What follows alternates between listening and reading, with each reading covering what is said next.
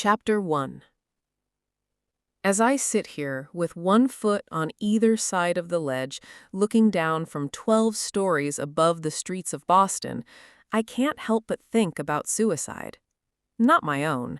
I like my life enough to want to see it through. I'm more focused on other people and how they ultimately come to the decision to just end their own lives.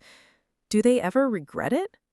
In the moment after letting go and the second before they make impact, there has to be a little bit of remorse in that brief free fall. Do they look at the ground as it rushes toward them and think, well, crap, this was a bad idea? Somehow, I think not. I think about death a lot, particularly today, considering I just, 12 hours earlier, gave one of the most epic eulogies the people of Plethora, Maine have ever witnessed. Okay, maybe it wasn't the most epic. It very well could be considered the most disastrous. I guess that would depend on whether you were asking my mother or me. My mother, who probably won't speak to me for a solid year after today. Don't get me wrong, the eulogy I delivered wasn't profound enough to make history like the one Brooke Shields delivered at Michael Jackson's funeral, or the one delivered by Steve Jobs' sister, or Pat Tillman's brother. But it was epic in its own way. I was nervous at first. It was the funeral of the prodigious Andrew Bloom, after all. Adored mayor of my hometown of Plethora, Maine, owner of the most successful real estate agency within city limits, husband of the highly adored Jenny Bloom, the most revered teaching assistant in all of Plethora, and father of Lily Bloom, that strange girl with the erratic red hair who once fell in love with a homeless guy and brought great shame upon her entire family. That would be me. I'm Lily Bloom, and Andrew was my father. As soon as I finished delivering his eulogy today, I caught a flight straight back to Boston and hijacked the first roof I could find. Again, not because I'm suicidal. I have no plans to scale off this roof. I just really needed fresh air and silence, and damn it if I can't get that from my third-floor apartment with absolutely no rooftop access and a roommate who likes to hear herself sing. I didn't account for how cold it would be up here, though. It's not unbearable, but it's not comfortable either. At least I can see the stars. Dead fathers and exasperating roommates and questionable eulogies don't feel so awful when the night sky is clear enough to literally feel the grandeur of the universe. I love it when the sky makes me feel insignificant. I like night. Well, let me rephrase this so that it more appropriately reflects my feelings in past tense. I liked night. But unfortunately for me, the door was just shoved open so hard I expect the stairwell to spit a human out onto the rooftop. The door slams shut again and footsteps move swiftly across the deck. I don't even bother looking up. Whoever it is more than likely won't even notice me back here straddling the ledge to the left of the door. They came out here in such a hurry, it isn't my fault if they assume they're alone. I sigh quietly, close my eyes, and lean my head against the stucco wall behind me, cursing the universe for ripping this peaceful, introspective moment out from under me. The least the universe could do for me today is ensure that it's a woman and not a man. If I'm going to have company, I'd rather it be a female. I'm tough for my size and can probably hold my own in most cases, but I'm too comfortable right now to be on a rooftop alone with a strange man in the middle of the night. I might feel for my safety and feel the need to leave, and I really don't want to leave. As I said before, I'm comfortable. I finally allow my eyes to make the journey to the silhouette leaning over the ledge. As luck would have it, he's definitely male. Even leaning over the rail, I can tell he's tall. Broad shoulders create a strong contrast to the fragile way he's holding his head in his hands. Can barely make out the heavy rise and fall of his back as he drags in deep breaths and forces them back out when he's done with them. He appears to be on the verge of a breakdown. I contemplate speaking up to let him know he has company, or clearing my throat, But between thinking it and actually doing it, he spins around and kicks one of the patio chairs behind him. I flinch as it screeches across the deck. But being as though he isn't even aware he has an audience, the guy doesn't stop with just one kick. He kicks the chair repeatedly, over and over. Rather than give way beneath the blunt force of his foot, all the chair does is scoot farther and farther away from him. That chair must be made from marine-grade polymer. I once watched my father back over an outdoor patio table made of marine-grade polymer, and it practically laughed at him, dented his bumper, but didn't even put a scratch on the table. This guy must realize he's no match for such a high-quality material because he finally stops kicking the chair. He's now standing over it, his hands clenched in fists at his sides. To be honest, I'm a little envious. Here this guy is, taking his aggression out on patio furniture like a champ. He's obviously had a shitty day, as have I, but whereas I keep my aggression pent up until it manifests in the form of passive aggressiveness, this guy actually has an outlet. My outlet used to be gardening. Anytime I was stressed, I'd just go out to the backyard and pull every single weed I could find. But since the day I moved to Boston 2 years ago, I haven't had a backyard. Or a patio. I don't even have weeds. Maybe I need to invest in a marine-grade polymer patio chair. I stare at the guy a moment longer, wondering if he's ever going to move.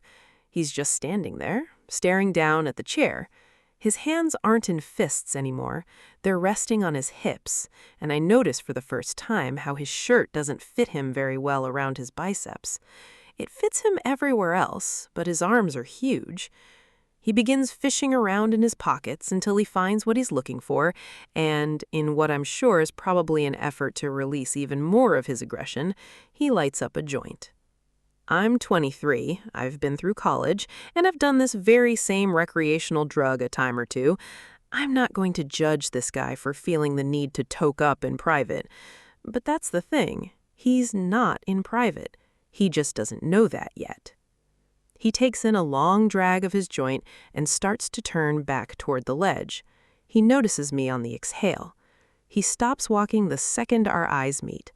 His expression holds no shock, nor does it hold amusement when he sees me. He's about 10 feet away, but there's enough light from the stars that I can see his eyes as they slowly drag over my body without revealing a single thought. This guy holds his cards well. His eyes are narrow and his mouth is drawn tight, like a male version of the Mona Lisa. "What's your name?" he asks.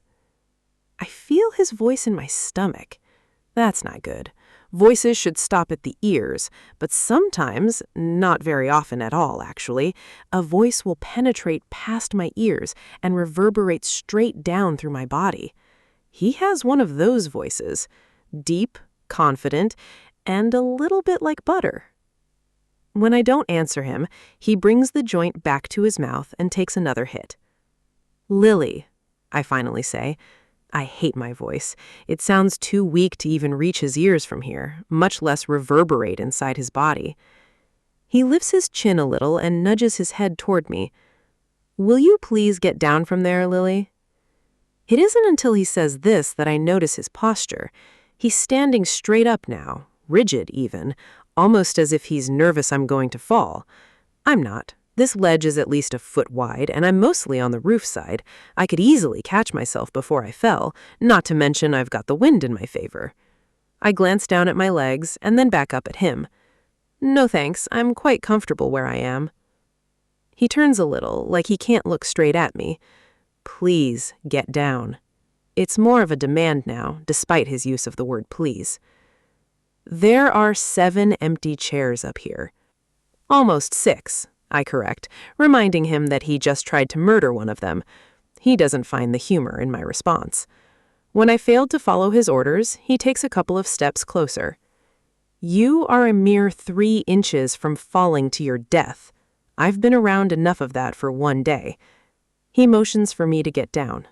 Again, "You're making me nervous, not to mention ruining my high." I roll my eyes and swing my legs over. Heaven forbid a joint go to waste.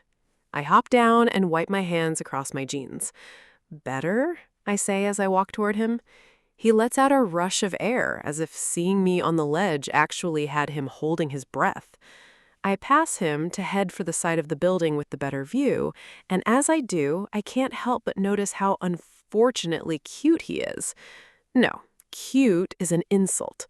This guy is beautiful, well manicured, smells like money, looks to be several years older than me. His eyes crinkle in the corners as they follow me, and his lips seem to frown even when they aren't. When I reach the side of the building that overlooks the street, I lean forward and stare down at the cars below, trying not to appear impressed by him. I can tell by his haircut alone that he's the kind of man people are easily impressed by, and I refuse to feed into his ego. Not that he's done anything to make me think he even has one, but he is wearing a casual Burberry shirt, and I'm not sure I've ever been on the radar of someone who could casually afford one. I hear footsteps approaching from behind, and then he leans against the railing next to me. Out of the corner of my eye, I watch as he takes another hit of his joint.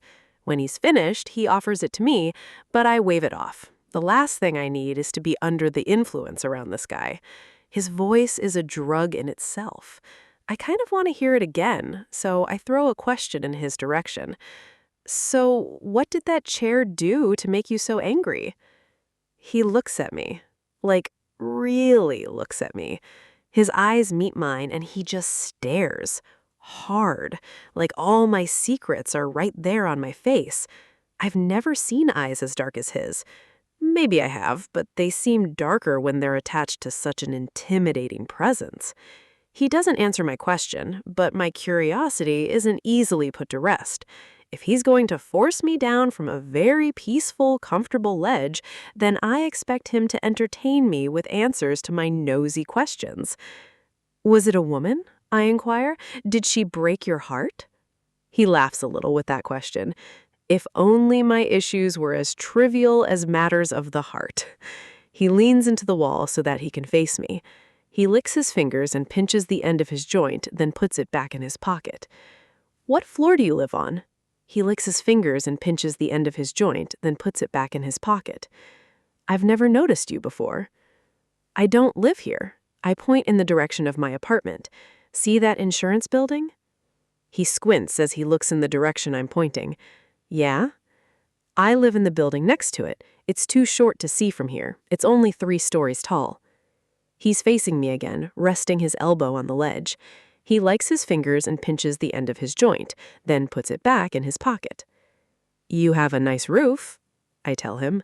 He lifts an eyebrow, waiting for more of an explanation. I wanted fresh air, somewhere to think. I pulled up Google Earth and found the closest apartment complex with a decent rooftop patio. He regards me with a smile. At least you're economical, he says. That's a good quality to have. At least? I nod, because I am economical, and it is a good quality to have. Why did you need fresh air? He asks. Because I buried my father today and gave an epically disastrous eulogy, and now I feel like I can't breathe. I face forward again and slowly exhale. Can we just not talk for a little while? He seems a bit relieved that I asked for silence. He leans over the ledge and lets an arm dangle as he stares down at the street. He stays like this for a while, and I stare at him the entire time. He probably knows I'm staring, but he doesn't seem to care. A guy fell off this roof last month, he says. I would be annoyed at his lack of respect for my request for silence, but I'm kind of intrigued. Was it an accident? He shrugs. No one knows. It happened late in the evening. His wife said she was cooking dinner, and he told her he was coming up, here to take some pictures of the sunset. He was a photographer. They think he was leaning over the ledge to get a shot of the skyline, and he slipped. I look over the ledge, wondering how someone could possibly put themselves in a situation where they could fall by accident. But then I remember I was just straddling the ledge on the other side of the roof a few minutes ago. When my sister told me what happened, the only thing I could think about was whether or not he got the shot. I was hoping his camera didn't fall with him because that would have been a real waste, to die because of your love of photography, but you didn't even get the final shot that cost you your life. His thought makes me laugh, although I'm not sure I should have laughed at that. Do you always say exactly what's on your mind? He shrugs. Not to most people. This makes me smile. I like that he doesn't even know me, but for whatever reason, I'm not considered most people to him. He rests his back against the ledge and folds his arms over his chest. Were you born here? I shake my head. No, moved here from Maine after I graduated college. He scrunches up his nose, and it's kind of hot, watching this guy dressed in his Burberry shirt with his $200 haircut making silly faces.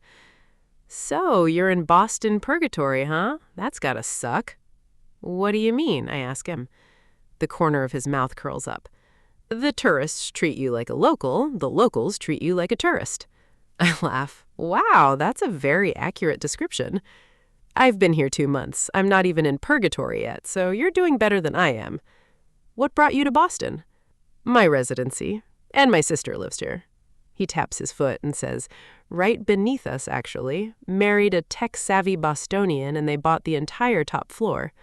I look down. The entire top floor? He nods. Lucky bastard works from home, doesn't even have to change out of his pajamas and makes 7 figures a year. Lucky bastard indeed. What kind of residency? Are you a doctor? He nods. Neurosurgeon. Less than a year left of my residency and then it's official. Stylish, well-spoken, and smart. And smokes pot.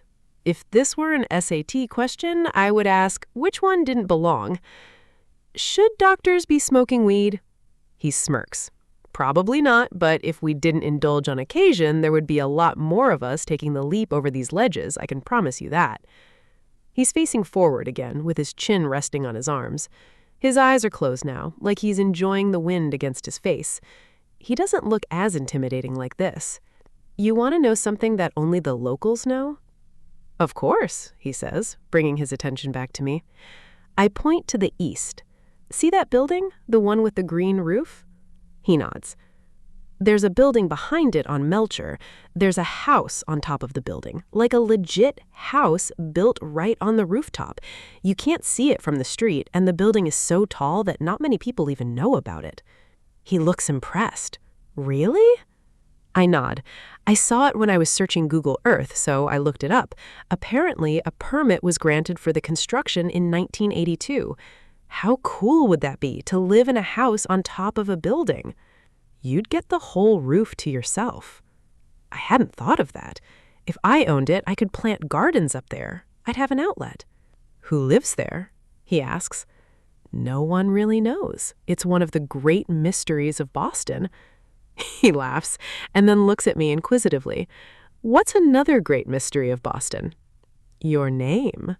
As soon as I say it, I slap my hand against my forehead. It sounded so much like a cheesy pickup line, the only thing I can do is laugh at myself. He smiles. It's Ryle, he says. Ryle Kincaid. I sigh, sinking into myself. That's a really great name. Why do you sound sad about it? Because I'd give anything for a great name. You don't like the name Lily? I tilt my head and cock an eyebrow. My last name is Bloom. He's quiet. I can feel him trying to hold back his pity. I know, it's awful. It's the name of a 2-year-old little girl, not a 23-year-old woman. A 2-year-old girl will have the same name no matter how old she gets. Names aren't something we eventually grow out of, Lily Bloom. Unfortunately for me, I say. But what makes it even worse is that I absolutely love gardening. I love flowers, plants, growing things. It's my passion.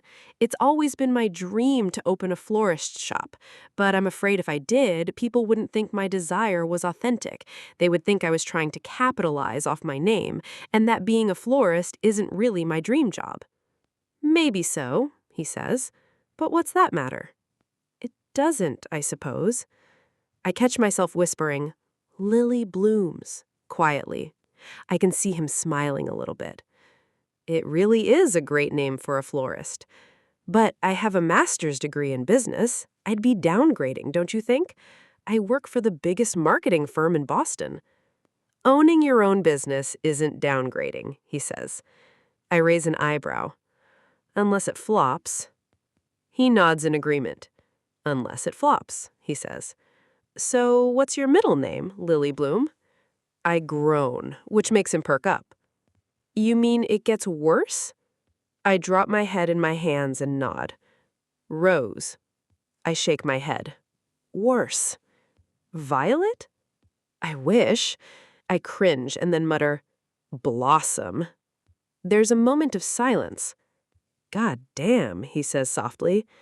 Yeah, Blossom is my mother's maiden name, and my parents thought it was fate that their last names were synonyms, so of course, when they had me, a flower was their first choice. Your parents must be real assholes. One of them was. My father died this week. He glances at me. Nice try. I'm not falling for that. I'm serious. That's why I came up here tonight. I think I just needed a good cry. He stares at me suspiciously for a moment to make sure I'm not pulling his leg. He doesn't apologize for the blunder. Instead, his eyes grow a little more curious, like his intrigue is actually authentic. Were you close? That's a hard question. I rest my chin on my arms and look down at the street again. I don't know, I say with a shrug. As his daughter, I loved him, but as a human, I hated him. I can feel him watching me for a moment, and then he says, I like that, your honesty. He likes my honesty. I think I might be blushing.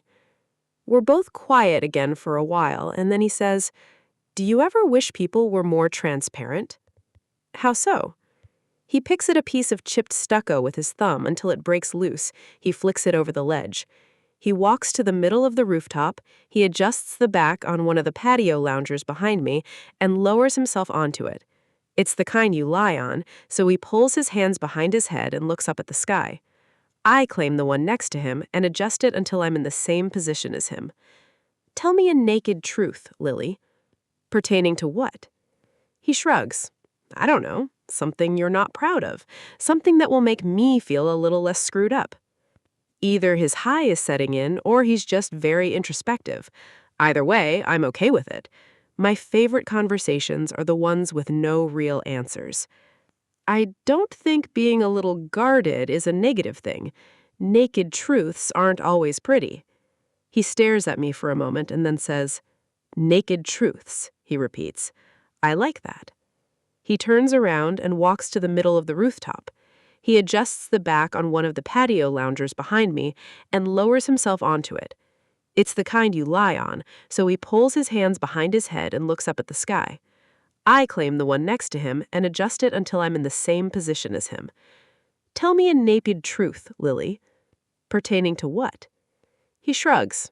I don't know. Something you're not proud of. Something that will make me feel a little less screwed up.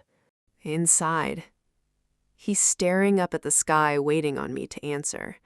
My eyes follow the line of his jaw, the curve of his cheeks, the outline of his lips. His eyebrows are drawn together in contemplation. I don't understand why, but he seems to need conversation right now. I think about his question and try to find an honest answer. When I come up with one, I look away from him and back up to the sky. My father was abusive. Not to me, to my mother. He would get so angry when they fought that sometimes he would hit her. When that happened, he would spend the next week or two making up for it. He would do things like buy her flowers or take us out to a nice dinner. Sometimes he would buy me stuff because he knew I hated it when they fought. When I was a kid, I found myself looking forward to the nights they would fight because I knew if he hit her, the 2 weeks that followed would be great. I pause. I'm not sure I've ever admitted that to myself. Of course, if I could, I would have made it to where he never touched her. But the abuse was inevitable with their marriage, and it became our norm. When I got older, I realized that not doing something about it made me just as guilty. I spent most of my life hating him for being such a bad person, but I'm not so sure I'm much better. Maybe we're both bad people. Ryle looks over at me with a thoughtful expression. Lily, he says pointedly, There is no such thing as bad people. We're all just people who sometimes do bad things. I open my mouth to respond, but his words strike me silent. We're all just people who sometimes do bad things. I guess that's true in a way. No one is exclusively bad, nor is anyone exclusively good. Some are just forced to work harder at suppressing the bad. Your turn, I tell him. Based on his reaction, I think he might not want to play his own game. He sighs heavily and runs a hand through his hair. He opens his mouth to speak, but then clamps it shut again. He thinks for a bit, and then finally speaks. I watched a little boy die tonight. He was only 5 years old. He and his little brother found a gun in their parents' bedroom. The younger brother was holding it, and it went off by accident. My stomach flips. I think this may be a little too much truth for me. There was nothing that could be done by the time he made it to the operating table. Everyone around, nurses, other doctors, they all felt so sorry for the family. Those poor parents, they said. But when I had to walk into the waiting room and tell those parents that their child didn't make it, I didn't feel an ounce of sorrow for them. I wanted them to suffer. I wanted them to know that not only did they just lose a child, they just ruined the entire life of the one who accidentally pulled the trigger. Jesus Christ, I wasn't prepared for something so heavy. I can't even conceive how a family moves past that. That poor brother, I say. I can't imagine what that's going to do to him, seeing something like that. Ryle flicks something off the knee of his jeans. It'll destroy him for life. That's what it'll do. I turn on my side to face him, lifting my head up onto my hand. Is it hard seeing things like that every day? He gives his head a slight shake. It should be a lot harder, but the more I'm around death, the more it just becomes a part of life.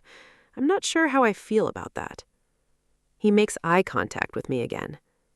Give me another one, he says. I feel like mine was a little more twisted than yours. I disagree, but I tell him about the twisted thing I did a mere 12 hours ago. My mother asked me 2 days ago if I would deliver the eulogy at my father's funeral today. I told her I didn't feel comfortable, that I might be crying too hard to speak in front of a crowd, but that was a lie. I just didn't want to do it because I feel like eulogies should be delivered by those who respected the deceased, and I didn't much respect my father. Did you do it? I nod. Yeah, this morning. I sit up and pull my legs beneath me as I face him. You want to hear it? He smiles. Absolutely. I fold my hands in my lap and inhale a breath.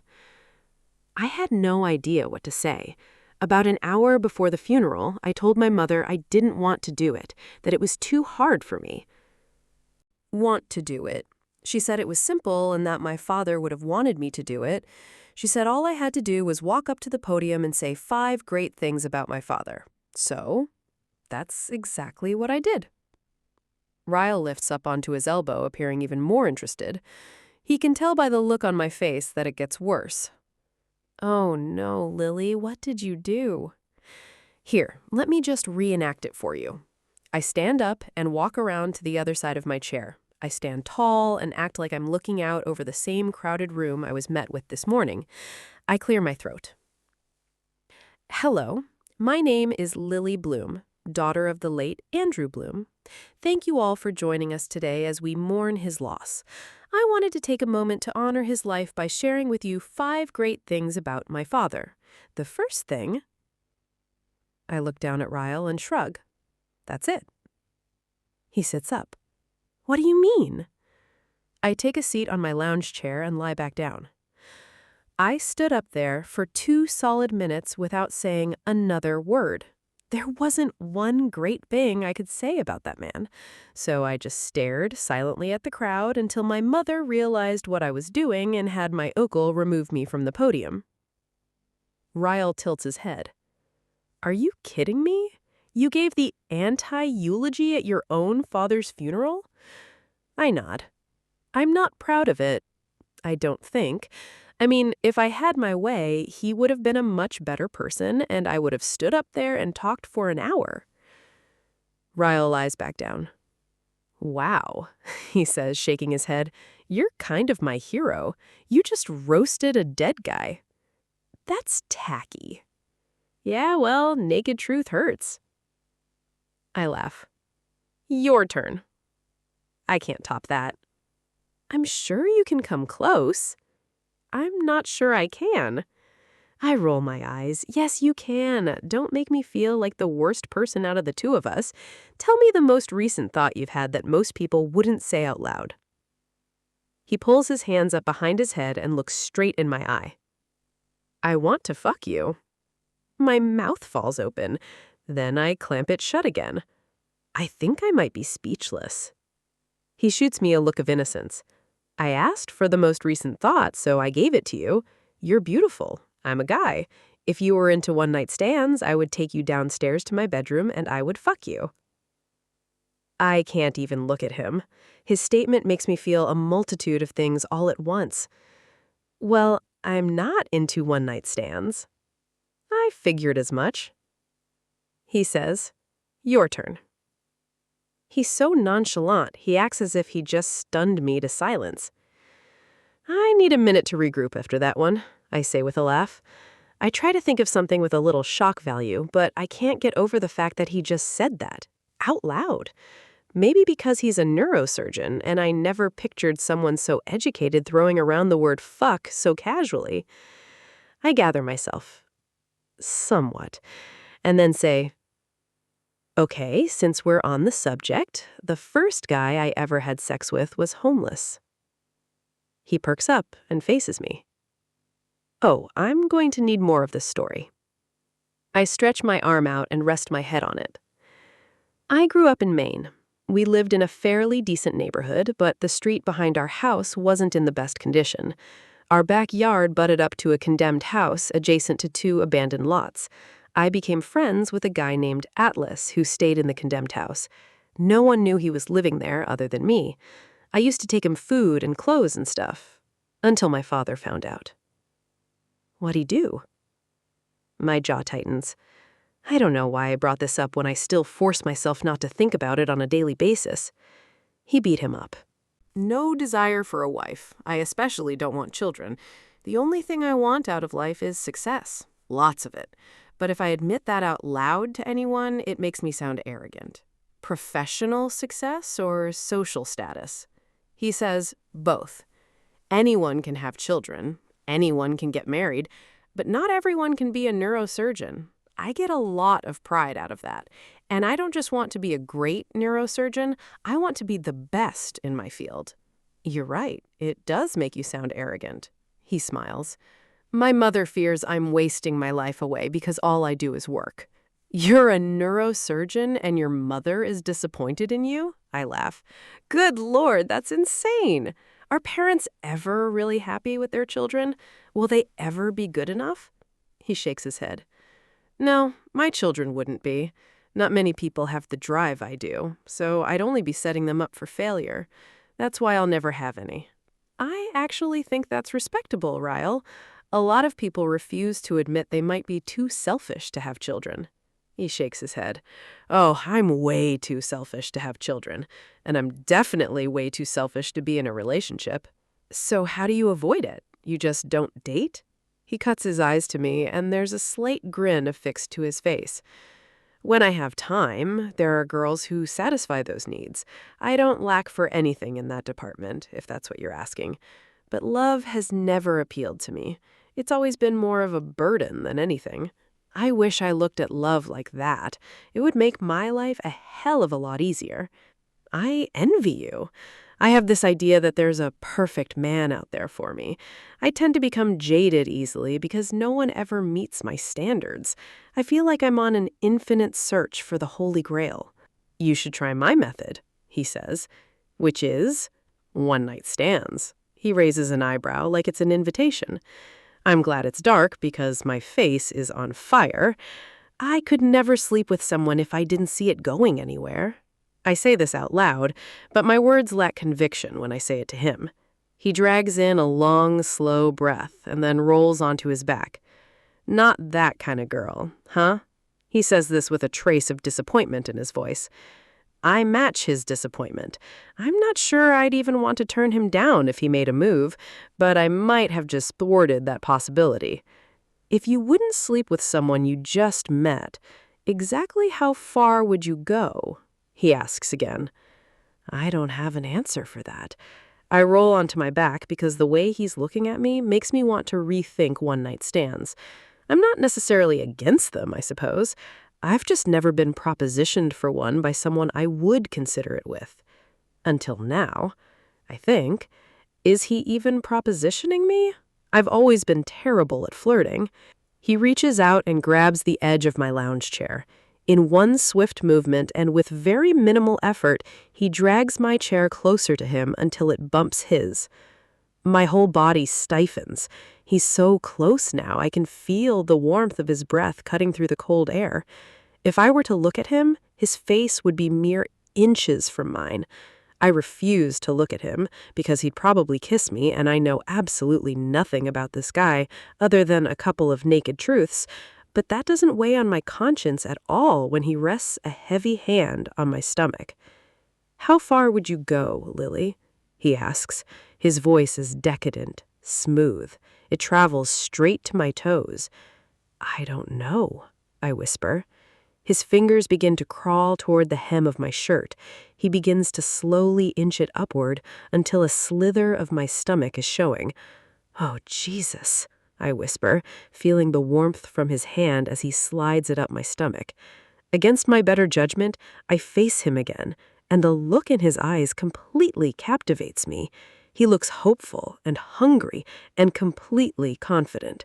He sinks his teeth into his bottom lip as his hand begins to tease its way up my shirt.